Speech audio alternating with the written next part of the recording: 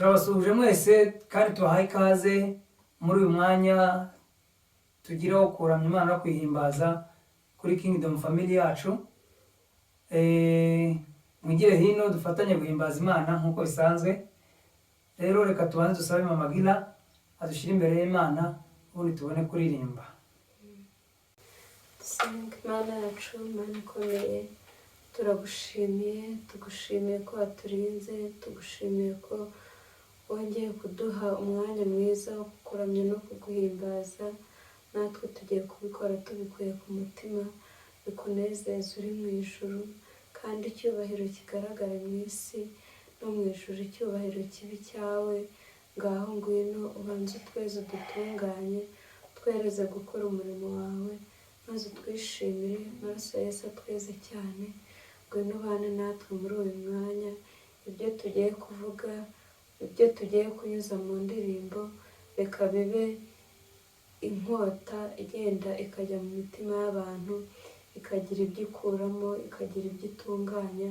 Reka utugirire neza, maze ubutumwa bugiye gucamo muri izi ndirimbo zigira icyo zimara mu mitima y'abantu, abantu bahembuke, abantu bongere kukumva muri bo. Mu izina rya Yesu Kristo turakoze, amen.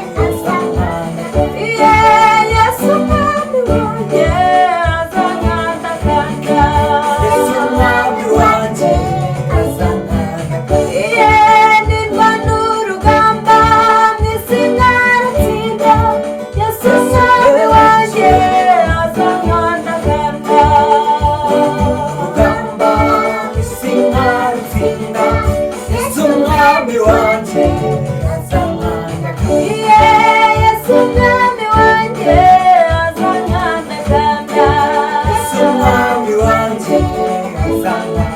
Yeah.